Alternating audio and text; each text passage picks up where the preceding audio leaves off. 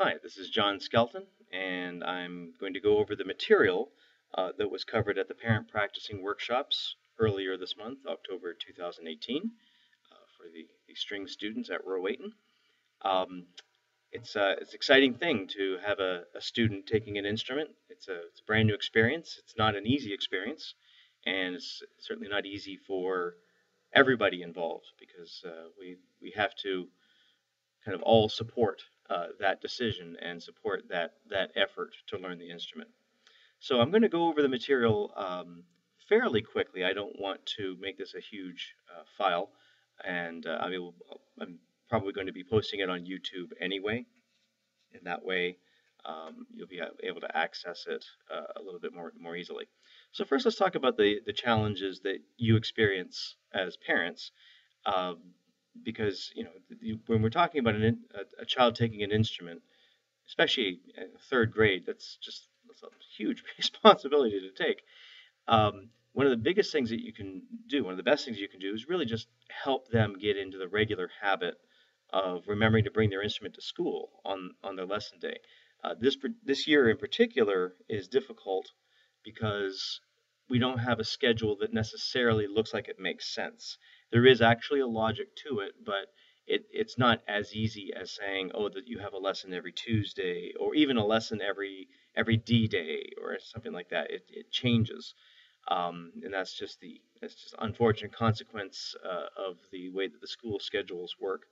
So I had made a list of all of the days your child has a lesson, and if they're in fourth and fifth grade or fifth grade, then also what days they would have orchestra. Um, so my advice is, get those dates onto the calendar. Find a way to really prepare your child to bring in their instrument that morning. Once it comes in the morning, we can usually help them get it to the lesson, get them to the lesson on time. But it's much harder to get that instrument uh, once the day has begun. I mean, unless short of you running it over to the school, if not every parent can do that, obviously. Um, but then, in addition to that, that's an organizational challenge to everybody. Then your main job really is how you monitor and guide practicing. And for most parents, that's a very tricky thing because you got to know what you're practicing, how much, how long. How do you know if it's right? How do you know if it's done? So we're going to talk a little bit about that. Um, and the thing that probably you'll find the most frustrating, though, is motivating them to practice.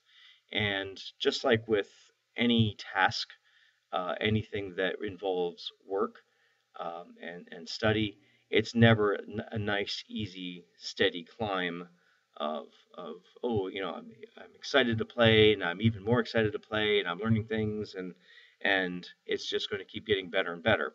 It will hit low points. It will plateau at times. It'll go backwards at times. There'll be all different combinations of motivation or the lack thereof.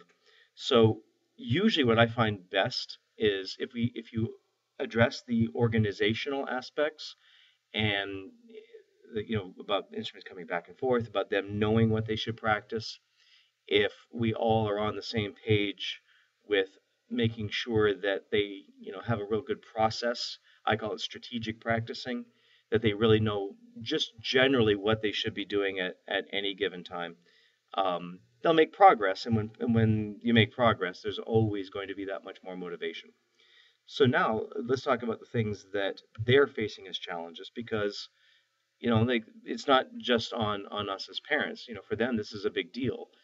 Bringing their instrument to school, bringing it home, sometimes even just physically carrying it. It can be, they're not that heavy, but they're we're talking about instruments that are not something that fit right inside a backpack or anything as easy as that. And then, of course, the knowing what, when, and how long to practice is a big issue too. So I have systems in place to help with those three questions at the end. Um, for the third grade in particular, they have a lesson card it's within the front pocket of their method book, and I indicate what page to do, what they're learning, that will be a letter L. What they're reviewing, that's a letter R. So you can kind of see at a glance where in the book they should ideally be, and the how long and when to practice um, are things that we'll talk about when we get into the actual strategies of practicing. Uh, so one of the materials that I'm going to be sending to you directly, or have sent to you directly, is this thing called the practice guide, and it's it's systematic. Sorry, um, and it's sequenced. It's made to coincide with all of the things that are happening in the method book itself. um, if your child is not in third grade, it'll still go through, the order that things go through will still basically make sense. I try to go from what would be the most useful more often to things that are a little bit more specific. I try to keep everything as simple as possible. And just in general for uh, elementary school, I mean, there's a lot of different little strategies to use. So I try to keep it down to just a really small number of ways for them to practice, things that they should be thinking about when they're practicing, things that will help them guide their practicing, so that they know what to go, their strategies to go to, and they don't have to be thinking of complicated terms, or trying to memorize like a whole assortment of things. We're just talking about the most basic tools. But all of this has the one basic goal that I think we're all on the same page. I hope we're all on the same page. You as parents, me as teacher, them as musicians, is to help them become independent. Now, they're not going to be fully independent musicians until much, much later. That's when they won't need a teacher. They'll be able to completely teach themselves.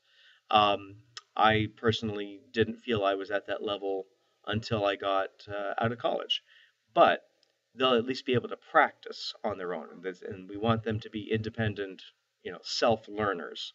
So at least when you're practicing, or at least when they're practicing, if they're able to do that independently, then obviously that's a good thing. So our goal is that, and the steps that we're taking to get to that stage are simply to make sure that we start with a lot of guidance and support, and we gradually reduce it, um, so that if the question comes up of what should I be doing, the answers become so predictable that they don't need to ask as much. So let's take a look at the practice guide. Again, it's meant to coincide with the third grade book. So you'll see references in the third grade method book itself to pages in this book, and then in this book you'll see references back. So the way I tried to organize it was to have more examples in the book, the method book that the children are using, but a little bit more explanation, more text, more words to describe what's going on in this book. So this one is definitely aimed more for you, but when it doesn't make sense and you need to see an example of it, just look back at the whatever page is cross-referenced in the method book, and then it will hopefully make more sense. So we're going to start off with the page 2 here, where it says why practice, and there's three basic ideas that we have to have when we're practicing. One is repetition. Practice does not make perfect; it makes permanent.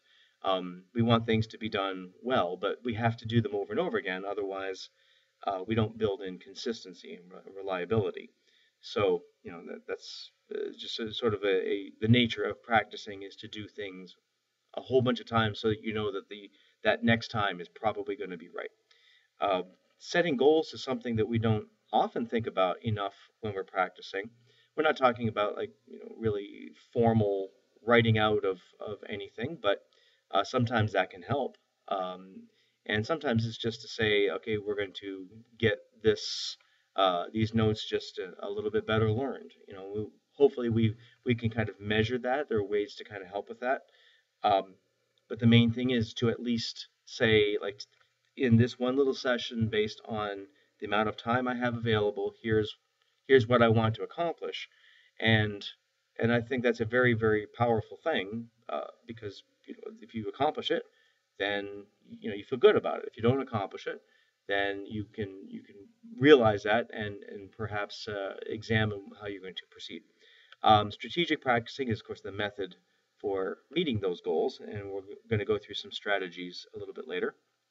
On the next page, we're talking about your practice room. We have a number of things that are that would ideally be in that practice room, and these are in order of importance. It's really important to have a music stand. Uh, Main thing is you're trying to hold something at eye level. We're trying to build good posture. Good posture makes for good playing. It also makes it a lot easier to play, for longer periods of time down the road, because bad posture ends up really kind of hurting muscles and that kind of thing. A chair might not be as important if you're doing violin or viola. Some people will play sitting down. I like to have those people play, those kids who are going to play standing up for their first year, for the most part. Sometimes they sit down for it. Um, Cello or bass, of course, yeah, they are usually sitting down. Cello definitely. Bass, 50-50. Sometimes they stand, sometimes they use a stool. And the other items there, the metronome, the tuner, something to record, a mirror, those are the are nice to have kind of thing. And they're not expensive. You can usually get if you have a smartphone, you can get an app that will be a metronome. You can get an app that's a tuner, and of course, almost every smartphone can record now. So you can usually get these functions pretty easily. And the mirror is really mostly important in the beginning. It's not essential later on. Once we get good posture and our bow motions and everything are working well for us, it becomes a little bit less important. Next, from that point forward, what we have is it'll be a page that will have something specific to do with one of the belt levels for the third grade. So that's what we see in the first part here of white belt, page 4. And in the actual physical book, and I still have some copies here at this point. Um, it's like kind of like on the left hand side are all the belt specific things, on the right hand side are the more general things. And the general things are usually the things to read first, because those are the things that are probably going to be the more useful overall, from one thing to the next, kind of guide the way that you are monitoring your child's practicing. So I'm actually going to go to the next page, which talks about how often to practice. And the first thing to talk about is let's use the opportunities to practice when we don't have an instrument. Because from my experience, I know that a lot of parents travel. A lot of parents, or a lot of times the students in the car, and there's no way, you're not going to take out even a violin. They shouldn't, in a car, it would be kind of a dangerous thing to for the instrument, let alone for everybody else. And but there are ways to practice your bowing. We call it shadow bowing. There are ways to practice your notes in your left hand, in the fingering as we call it. And those two methods are also things that I teach your children, because sometimes they'll show up at a lesson without an instrument. This is how they will make use of that time so they don't fall behind. We don't get lessons as often as it would be ideal. Um, and especially since they're group lessons, everybody should be doing something almost at all times. So this is a way to keep them involved. The next page, this is actually a very important thing to talk about, the four-step method. Um, Whether you understand exactly what each step means is not as important as knowing that this exists.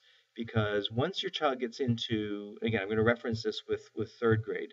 Once they get into yellow belt, they're using 3 out of 4 of these steps. In orange belt, they're using all 4. And from there on, they'll use all 4. And this is the go-to strategy. If your child is having problems, you say, what step are you on? Of the 4 steps. Have you counted with rhythm? No? Okay, well then let's do that. Oh, I just tried to play it and I can't play it because I don't know what to play. Well, then you've got to go back a step or 2, maybe all 3.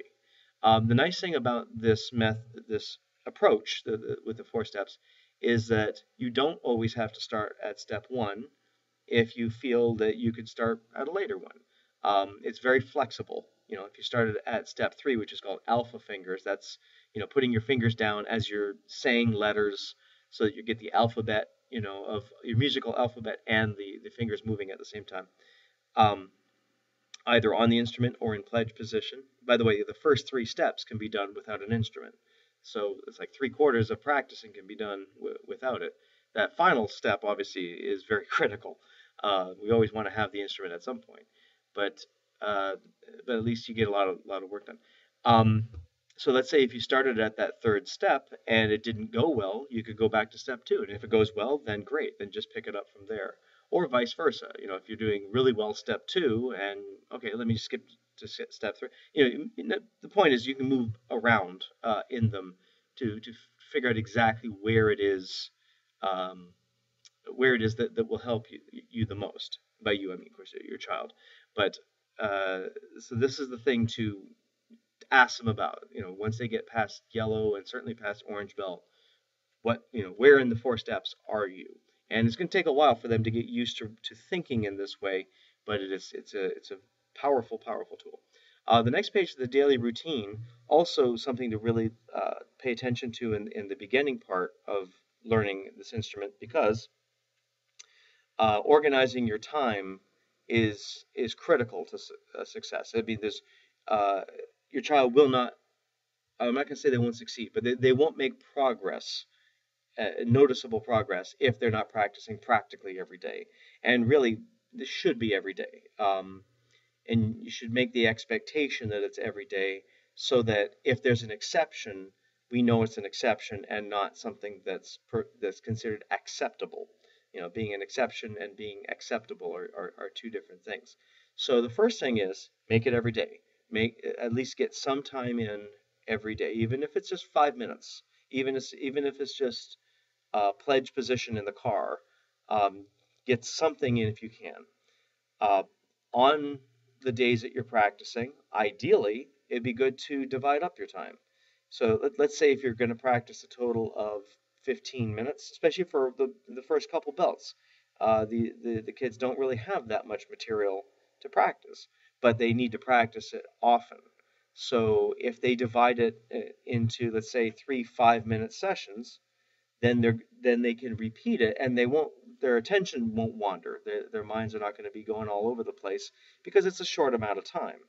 They can just really focus on it, do it well, keep their mind on it, and then go do something else, and then come back. It's the same way that almost anybody like studies for something, where, let's say, especially if you're trying to memorize formulas, or lists of words, or historical dates and things like this. You constantly are testing yourself by seeing what you remember, then you look at it, testing going back and forth, back and forth. It's the same idea, except in this case we're not memorizing things, we're just sort of working through them. And then the third part of this is, of course, never let them like just sort of go through the motions of it. If it's a short amount of time, that's fine, but make sure their attention is really fully in the process. The next page is, if I could just break it down into one thing, it's like practice slowly. Right? We want to really make sure that people aren't going through things too quickly, making a ton of mistakes, because that's really bad, really, really, really bad practicing technique. If you ask, every possible professional musician you meet, what's the best way to practice? Overwhelmingly, like, I'm sure well over 90%, if not more, are going to tell you play through things slowly. Now, there's a limit to how slowly you can play through things without it being a problem, or without it being sort of losing relevance or attention. But at the same time, it's really kind of focusing on things is the key. So this particular page, page 8, is a bit more specific about that. But I'll be teaching your child about how to use metronomes and things like that. But the most important thing is just to go through slowly. The next page, strategic practicing. Just in general, it's like, we want to really think about what it is we're doing. The 4 strategies listed there are things that were already mentioned in the book. So you're already starting to use some strategies. As long as you're thinking about what you're doing, then you're practicing strategically. The next page, which is the rule of threes, is not a technique so much as a standard. It's saying, whatever it is you're working on, whatever it is you're trying to do, whether it's get the rhythms right, get the notes right, get the bowing right, whatever it is, that trying to do it or making sure that you do it 3 times without mistakes, whatever that happens to mean for that particular exercise, uh, without mistakes in a row. And then whatever the next step is. So, for example, if you're doing something a little on the slower side, then you get it 3 times in a row without mistakes, then you can start a little faster. And then again, wait till you get the three in a row. It gets to be a very or it gets to be an exercise in self-discipline, because once you get to that second one and you're really hoping that the third one's going to work out and it doesn't, you find yourself as a musician. I know this for a fact. I mean, for myself, you find yourself negotiating, like, well, okay, I mean, but if I maybe if I do this next one right, it'll be fine. And you really got to hold yourself to that as much as you can, being as as honest with yourself as possible. And it can be very frustrating. And if after a certain amount of you have to kind of judge it yourself, if you're not making progress, then leave it and go do something else and come back. Right? We don't want to make it to be an exercise in frustration either. Next page, reviewing is all about making sure that we go back and do older things.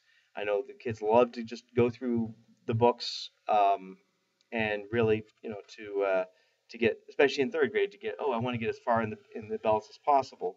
But because everything is in order and everything builds on previous belts, then if you are forgetting how to do things in the earlier belts, it's going to impact how well you do in the later ones. That plus the fact that you really can't say that you know something unless you can do it. So you say like, oh, I can play the yellow belt song, but you can't actually play it. Well, then you got to make sure you can play it, because the idea of having, let's say, that yellow belt is that you are able to play it. It's kind of false advertising, right? So that's why we review often and often. Um, Divide and Conquer is a more specific strategy. You can see examples in the book. Search and Rescue is about sort of isolating um, like what it is you're going to practice. Notes versus Rhythm, another specific strategy. I'm just kind of going through the next couple pages here. Um, Page 15, the lesson cycle. Later in the book, it also talks about something called the concert series. I'm sorry, concert season. And these are just sort of longer term ways of thinking about how we prepare things. As we get closer to the lesson or as we get closer to a concert, we start using different strategies. And especially on the lesson cycle, the first day, that day zero, as I call it, you are not necessarily diving right into learning the music. You can, but sometimes it's just a good idea to kind of take a quick look and really kind of think to yourself, how do I want to approach all of this? Or if you want to just get right into it, that's great too. But that first day is really important I mean, the day of your lesson, the day of your child's lesson, is the day they're going to remember the things from the lesson the best. So they at least need to just like go through the book and just say, okay, oh, I got to do this page. If there's something they need to read, have them read it then, and and have them and try to explain it, put it in their own words.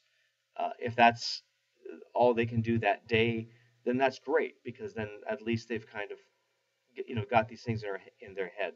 It's much harder the next day to do any of that. There's another Notes versus Rhythm after that. Spotlight Performance is about um, really learning how to play in front of other people, because in a school setting we are taught about how go back and check your work, fix your answers, but we can't do that when we perform. It's just not possible. And you as in the audience would not want that to happen either, because especially for beginning players, it might take all night, and we don't want that to be the case. So sometimes we have to just learn how to keep going and recover from mistakes without any without it really throwing us off. And that's a really important skill. I mean, not just in music, but in life, just to keep going, right? It's a perseverance. So the more that they can do that at home, again, as they get closer to a lesson, they're doing that more. As they get closer to the concert time, they're doing that more. Um, it's perfectly acceptable to say, okay, play something for me. right? And it's up to you to decide how much you want to spring that on them. But you say, well, if and the nice thing about spotlight performance, of course, is that if you have family coming over and they're coming over, that's a perfect time. I mean, and what aunt, uncle, grandparent doesn't want to hear hot cross buns just for the sake of hearing it? I mean, it's nice to hear that achievement. So it kind of is a useful educational thing, not just a proud parent thing. It's there's some value to it beyond that. Beyond that, we have just a couple more strategies that are a little bit more specific. Uh, this is the extent. I tried to keep this guide fairly thin. I didn't want it to be too much to read through.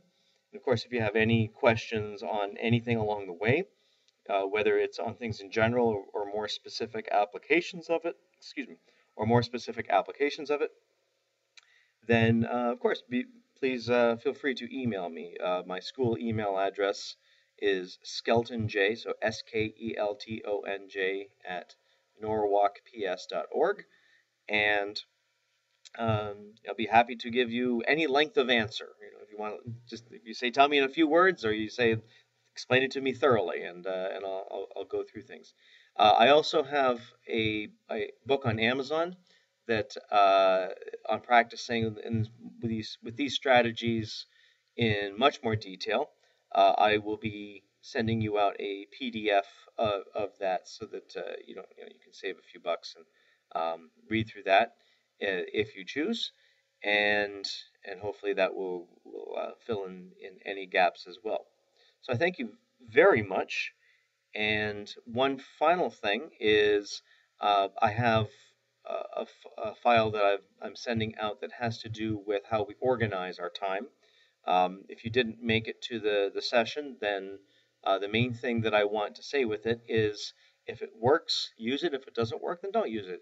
If you want to adapt it, great. If you want to use any part of it, all it is about really kind of planning out your time to whatever degree and however often makes sense, right? I'm not trying to create paperwork. We're just trying to really kind of make it um, a real system, a real process for getting things organized. So again, thank you very much, and I hope this has been useful. And time for your kids to go practice. All right, take care.